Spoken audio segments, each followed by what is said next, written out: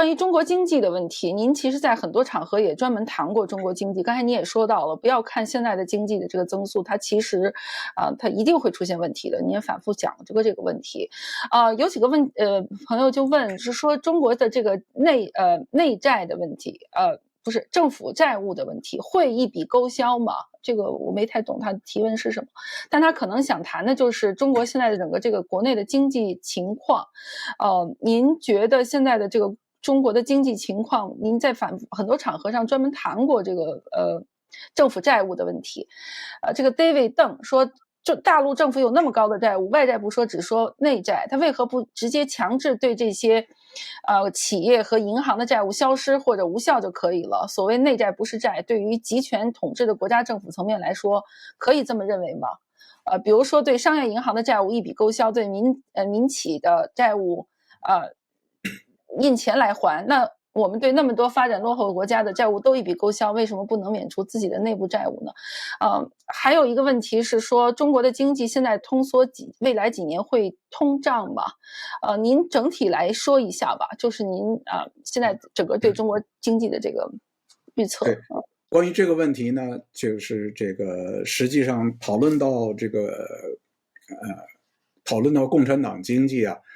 有一个非常重要的一个基本概念叫软预算约束。什么是软预算约束呢？软预算约束实际上归根结底就是把债务一笔勾销。软预算约束说的就是欠的债可以不算数。那么这个欠的债可以不算数呢，这个实际上呢就是如果只发生一次，你会以为这一次还不错，就是好像对经济有好处。但是事实上呢，就是只要这个东西变成了常规，那么呢它就对这个整个的这个激励机制会产生严重的扭曲作用。什么是对激励机制产生扭曲作用呢？就是因为你在借债的时候，你就不会担心你的借债会有后果，于是呢你就没有限制的大规模的借债。那么当人们是没有限制的大规模的借债的时候，你这个经济一静就完了。所以呢这个再一个就是它影响了整个的资源配置。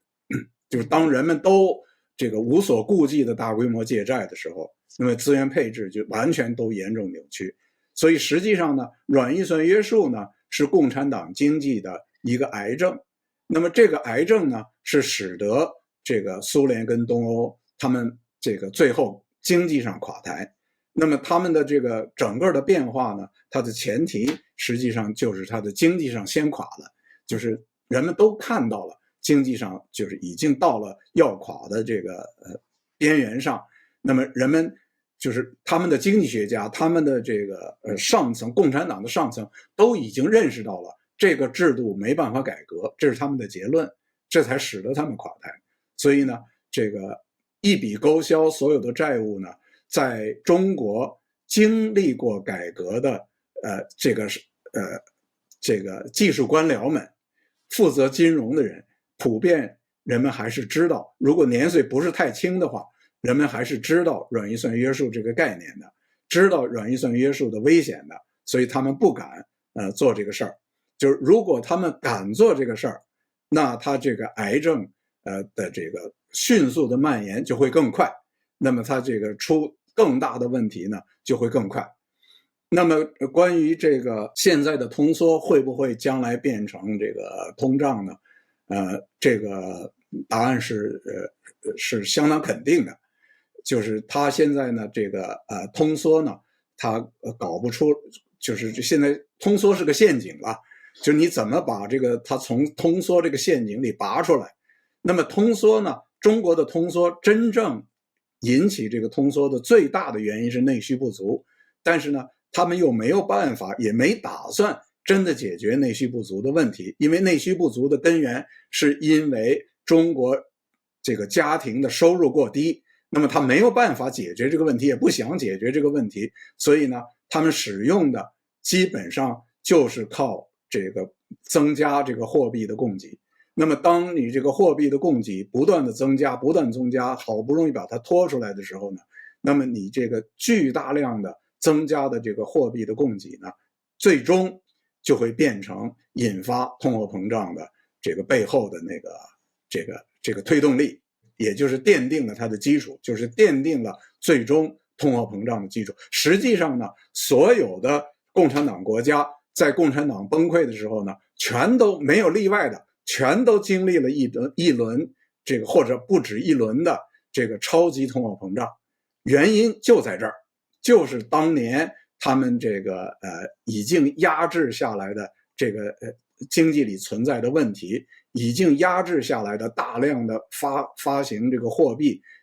带来的这些问题，一旦这个制度不再是这个共产党制度的时候，它就爆发出来了，就变成了这个超级通货膨胀。所以有些人呢误导说呢，就是这个共产党制度呢就避免了这个恶性通货膨胀，说就是因为共产党垮台了才产生了恶性通货膨胀，就是说原因是因为共产党垮台了才导致了恶性通货膨胀。实际上这是完全这个把因果关系倒过来了，这个误导人们的认识。就是如果中国经济陷入困境，在经济全球化的今天，还能有国家独善其身吗？会不会引发全球性的广泛的衰退呢？在这种情况下，西方国家会不会出于自己的利益考虑，重新和中国走向合作的道路？是这样，这里的关键呢在于就是西方国家对于中国共产党的性质是不是有认识？就是当这个西方国家对共产党的制度没有认识的时候呢，那么出于市场上的利益，那么才会有过去见到的，就是这个中国在这个全球化里边有就是大量的产业链是这个中国在里边起主导作用。但是呢，这个当西方国家如果他要是认识到了这个共产党的性质，认识到了共产党的性质带来的后果的话，那么这个脱钩就变成了不可避免。那么当这个西方国家这个认真的脱钩的时候，那么这个脱钩会对他们一时带来很大的这个痛苦。